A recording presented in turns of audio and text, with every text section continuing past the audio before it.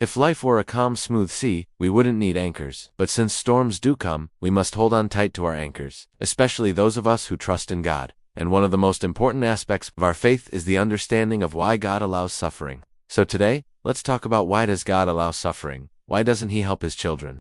You know, the people who love Him. Well, let us dive into the profound depths of the book of Job and unravel the secrets of unshakable faith that have stood the test of time. Welcome back to another episode. Today, we're diving into a topic that hits close to home. Why does God allow suffering? If you've ever found yourself questioning the divine amidst life's storms, you're not alone. Join us as we explore the age-old questions raised by Job, a man whose faith was tested like few others before him. Our anchor today, the unwavering faith of Job, a testament to hope in the darkest times. It's a profound reminder that our purpose isn't merely to exist, but to persevere through life's challenges while keeping our eyes fixed on the horizon of hope.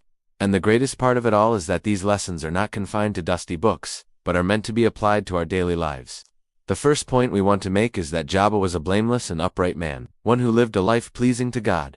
He feared God and shunned evil, exemplifying a commitment to righteousness. His piety wasn't theoretical, but practical, impacting not only his personal life, but extending to his household and possessions. In essence, Job embodied faithfulness, making him a compelling figure to study, especially for us today.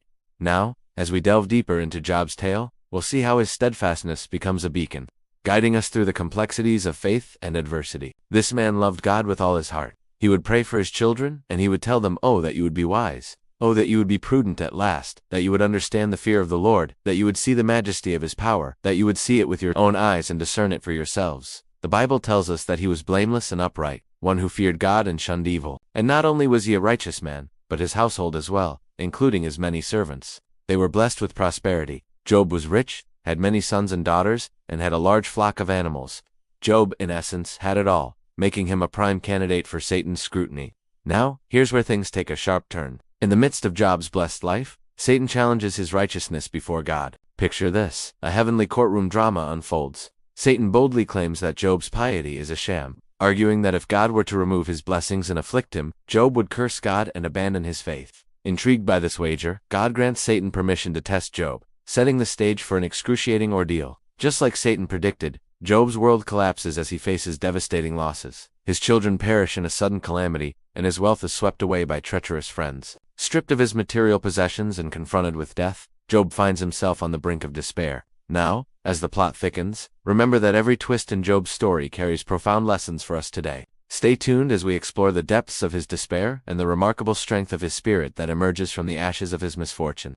Imagine, if you can, losing everything in an instant, not just material possessions, but even your closest loved ones. This is precisely the torment that befell Job. As his world crumbled around him, his response was nothing short of remarkable. He didn't succumb to blind rage or despair. Instead, he turned to God, uttering the profound words, "Naked I came from my mother's womb, and naked I shall return there. The Lord gave, and the Lord has taken away. Blessed be the name of the Lord." In these words, we see the essence of Job's faith shining through. He accepted his fate with dignity and grace, demonstrating the true spirit of resilience. Even in the face of such overwhelming sorrow, Job chose not to curse God. Instead, he maintained his belief in divine justice and his trust in the process, setting a powerful example of unwavering faith for all of us to follow. In the ensuing chapters, Job grapples with profound theological questions, wrestling with the concepts of suffering, justice, and human understanding. He questions God, challenging the reasons behind his afflictions. His dialogues with his friends, Eliphaz, Bildad, and Zophar, explore themes of human resilience, divine wisdom, and the search for meaning in suffering. Each of his friends offers their own perspective, attempting to console him or even rebuke him for his misfortunes. Yet Job stands firm, refusing to waver in his belief that God will vindicate him in the end. He proclaims, "I know that my Redeemer lives, and that at the last he will stand upon the earth. And after my skin has been thus worn out, yet shall I not fear. Though I may be old and very gray, I will not shrink from him, for he is my Redeemer." These words reveal Job's unshakable belief in divine justice and his confidence in a future restoration. His faith doesn't waver, despite his physical and emotional torment. Showcasing the true depth of his spiritual conviction, throughout Job's journey, the narrative is interspersed with poetic reflections and wisdom sayings, offering glimpses into the ancient Near Eastern culture and beliefs surrounding death, the afterlife, and divine providence. These passages add layers of depth and meaning to Job's ordeal, inviting readers to contemplate broader existential questions. The climax of the story comes with Job's encounter with God in the whirlwind. This dramatic moment transcends the earthly realm, taking readers on a journey beyond human comprehension. Job, humbled and awestruck, recognizes the limitations of human knowledge and the grandeur of divine wisdom. God doesn't offer easy answers or apologies for Job's suffering, but instead reveals the vastness of God's creation and humanity's small place within it. Job responds with renewed reverence and submission, acknowledging his own fallibility in the face of divine perfection. The resolution of the story sees God restore Job's fortunes and bless him even more abundantly than before. However, this isn't portrayed as a reward for Job's suffering, but rather an act of divine providence. Job, having demonstrated unparalleled faith and integrity, receives this restoration not because he earned it, but as a demonstration of God's mercy and compassion. His friends, who had offered him misguided counsel, are also dealt with facing consequences for their actions. They are tasked with bringing Job sacrifices and offerings as a means of atonement for their presumptuousness and their failure to understand his suffering. Job, however, demonstrates magnanimity by accepting their apologies and forgiving them. In the final chapter, we see Job blessed with additional sons and daughters and a renewed prosperity.